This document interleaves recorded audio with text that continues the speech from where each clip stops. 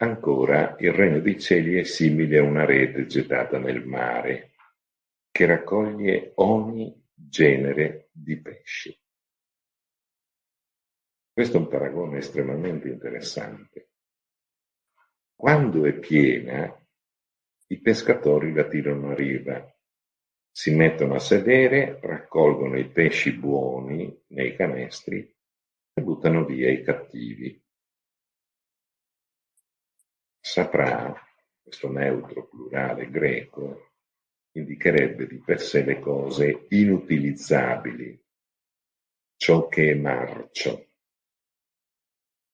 Solo come terzo significato vuol dire cattivo. Ecco, quindi buttano via i pesci inutilizzabili, sarebbe più opportuno tradurre così. Così, dice Gesù, sarà alla fine del mondo. Verranno gli angeli, separeranno i cattivi dai buoni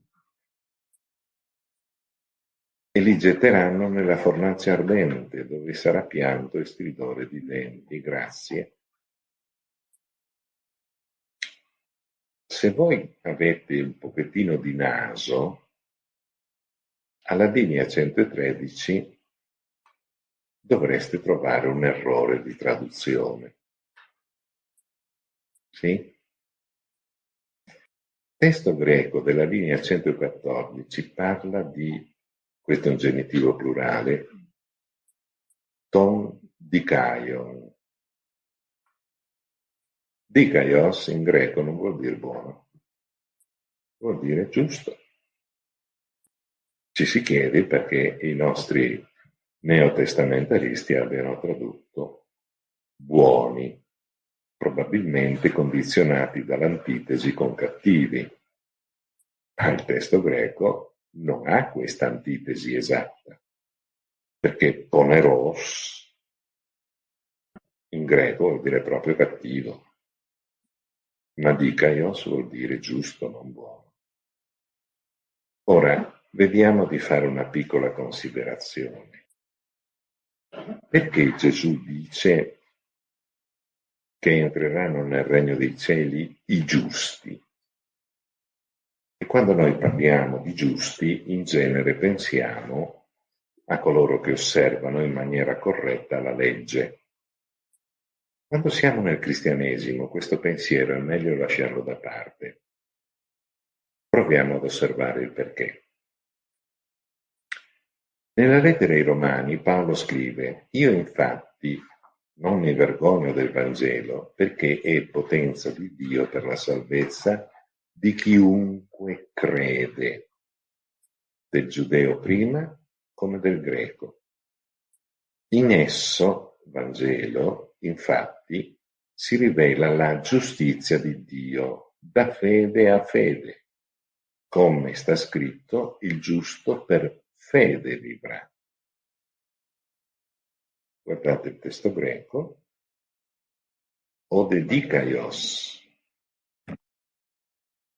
per fede vivrà. Allora chi sono questi buoni? Meglio, questi giusti? Non sono i perfetti, ma sono coloro che credono. Il giusto nel Nuovo Testamento è colui che crede. E per evitare qualunque equivoco con i nostri fratelli protestanti, è giusto ricordare quanto lo stesso Paolo nella lettera ai Galati, a proposito, prossimo anno faremo la lettera ai Galati, che è un bignami della lettera ai Romani. Nella lettera ai Romani Paolo, scusate la battuta, fa lo spandone, proprio ti inonda.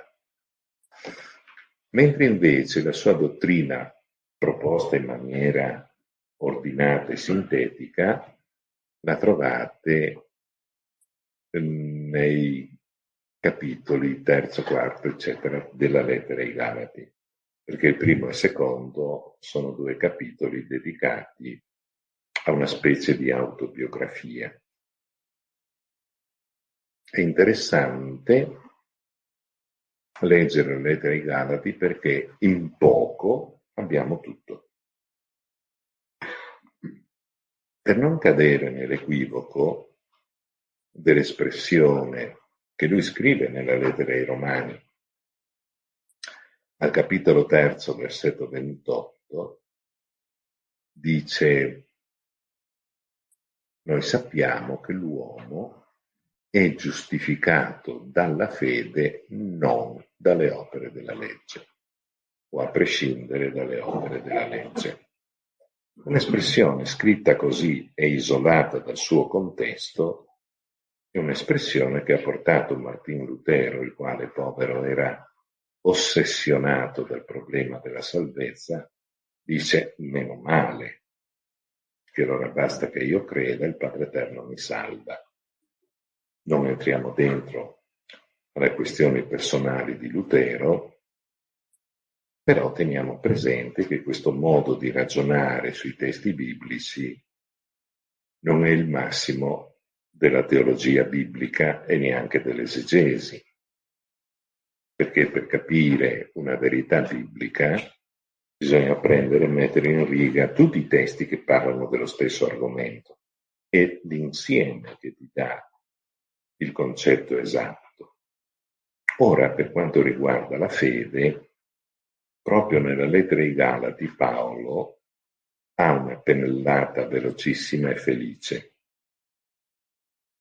perché in Cristo Gesù non è la circoncisione che vale o la non circoncisione, non è il fatto esterno,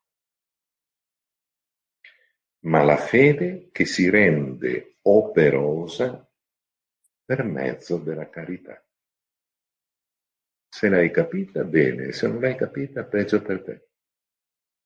La fede non è solo accettare ciò che supera la capacità intellettuale della nostra ragione. Dio è uno e trino, non ci capisco niente, accetto che sia così, quindi sono credente. Tua nonna, sei eretico. Perché questo modo di ragionare si chiama gnosticismo. Tu non credi solo perché accetti una verità, perché la fede si rende operosa per mezzo della carità. I teologi che sono sotto questo profilo micidiali dicono: guardate che bisogna sempre distinguere tra la fides quae creditur dalla fides qua creditur. Sono bellissime queste formule, ma se nessuno te le spiega, sono più enigmatiche di ciò che il Vangelo dice.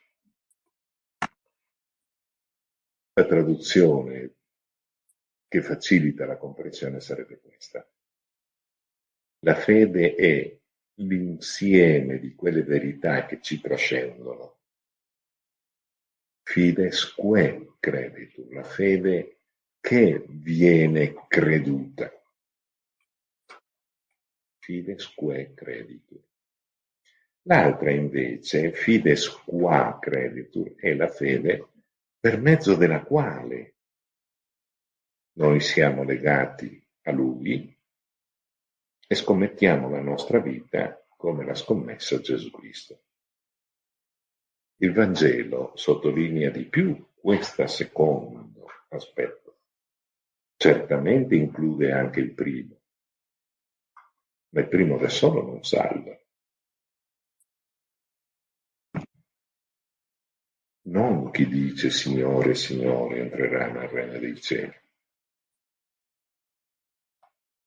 ma chi fa la volontà del Padre mio, chi fa la volontà del Padre mio. E allora Paolo, per riassumere il messaggio di Gesù, dice: fede che si rende operosa per mezzo della carità. Come ripeto, il dialogo con i nostri fratelli protestanti, che restano sempre fratelli,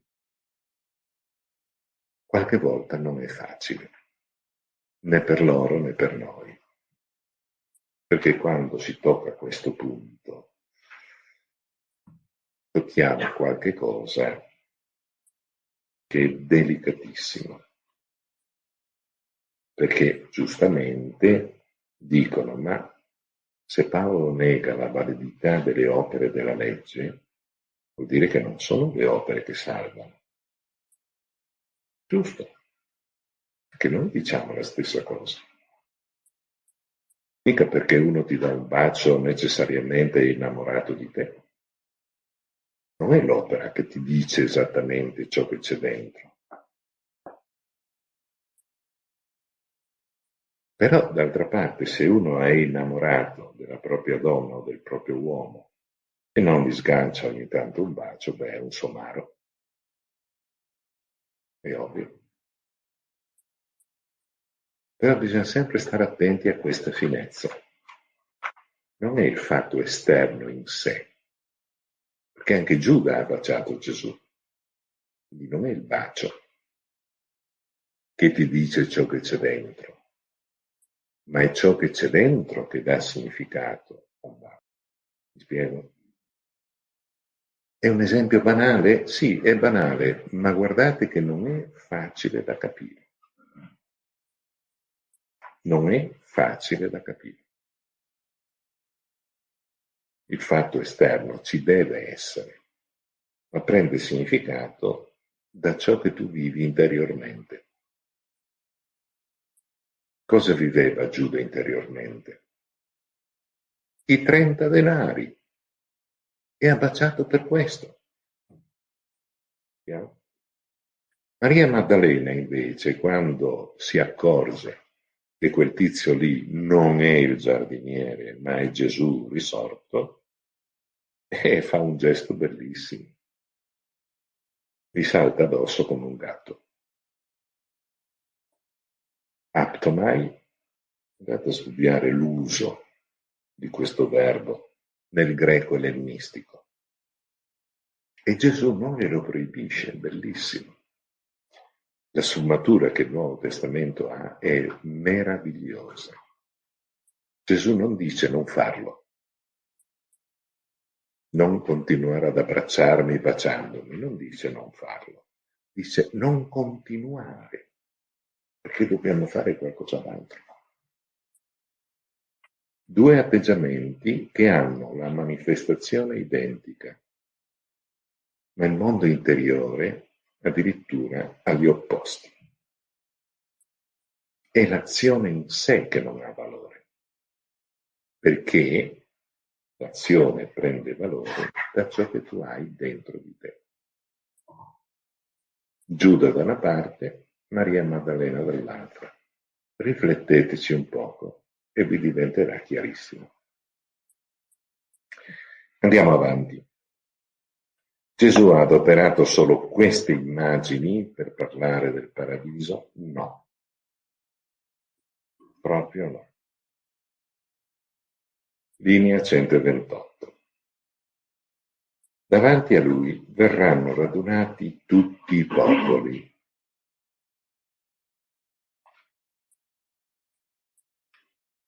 Ridendo, Benigni ha detto quando saremo radunati nella valle di Giosafat.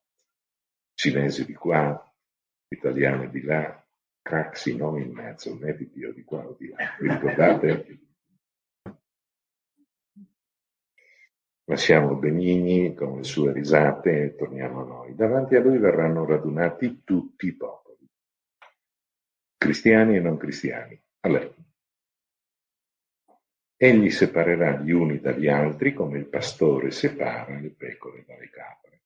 E qui cominciamo a capire che ciò che sta descrivendo Gesù è un'immagine, non è la realtà.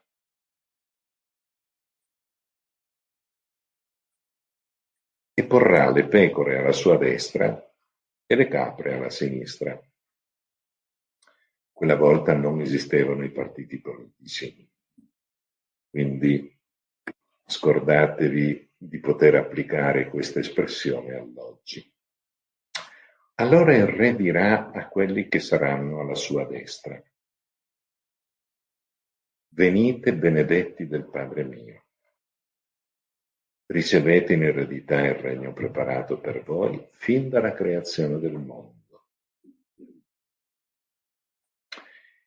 Perché ho avuto fame e mi avete dato da mangiare, ho avuto sete e mi avete dato da bere, ero straniero e mi avete accolto, nudo e mi avete vestito, malato e mi avete visitato, ero in carcere e siete venuti a trovarmi. Allora i giusti gli risponderanno: Signore, quando ti abbiamo visto affamato e ti abbiamo dato da mangiare, assetato e ti abbiamo dato da bere, eccetera, eccetera? E il re risponderà loro: in verità io vi dico, tutto quello che avete fatto a uno solo di questi miei fratelli più piccoli, l'avete fatto a me. Mettiamo in chiaro alcune cose. La prima cosa è questa: quando tu fai del bene a qualcuno, lo fai a Dio stesso. Punto. Che questo qualcuno sia tuo marito, tua moglie, i tuoi figli, i tuoi parenti, la suocera, il nero che viene a venderti i tappeti o le colannine, se tu fai del bene, anche un bicchiere d'acqua, lo fai a Dio stesso. E questa è una verità che a noi sfugge molto spesso, ma non solo a noi. Seconda cosa, quali sono i bisogni che Gesù elenca? Sono bisogni prima di tutto elementari, perché partono dalla dimensione, chiamiamola così, dell'alimentazione, fame e sete. Poi tocca il tema dell'inserimento sociale.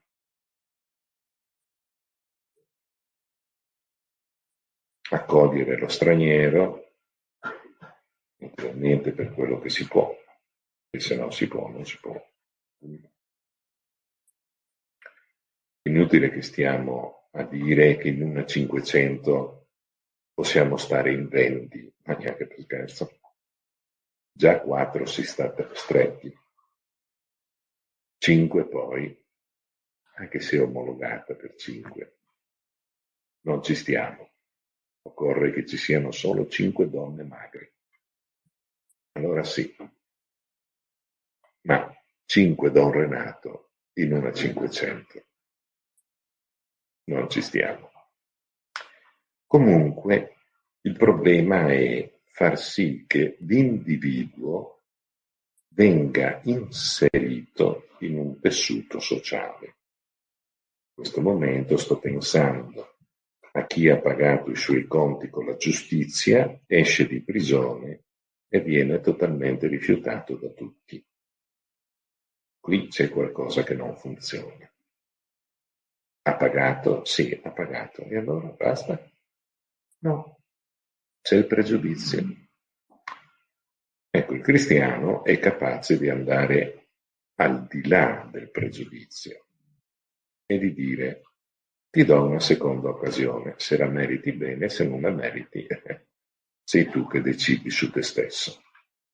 Ma l'inserimento sociale è un'opera di carità estremamente grande. Tenete presente anche questo piccolo particolare.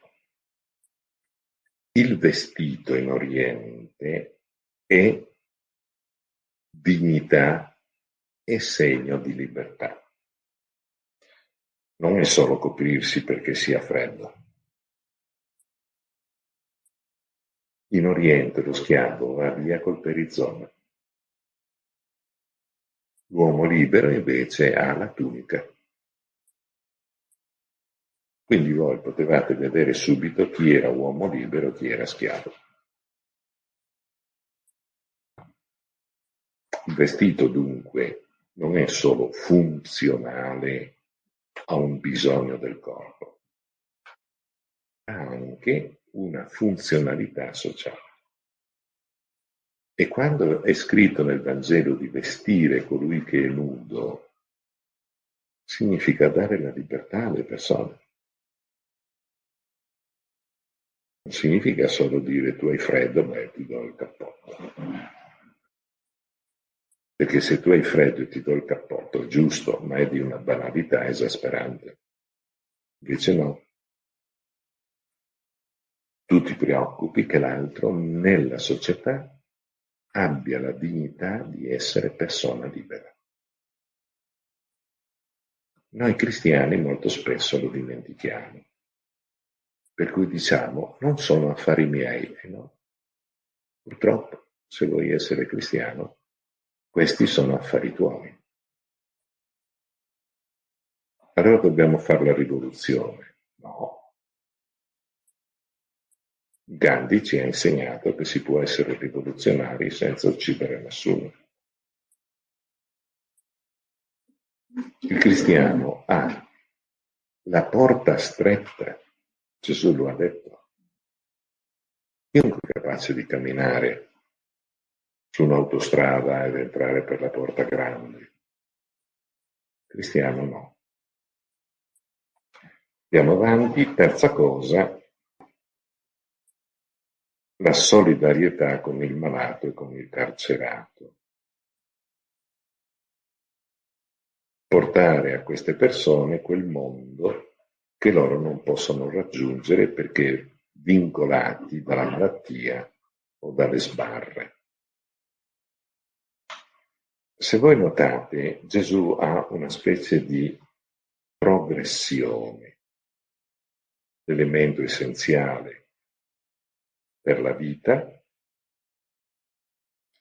l'elemento essenziale di associazione nel tessuto sociale e la libertà. Tenete presente che questa descrizione che Gesù fa è una descrizione secondo un paragone, è per tutti i popoli. Quindi tutti verranno giudicati su questo criterio, non solo i credenti. I credenti hanno un esame in più, perché per loro l'agape, la carità, è l'elemento essenziale della propria fede. Ricordatevi quello che ha detto Paolo, la fede si rende operosa per mezzo della carità.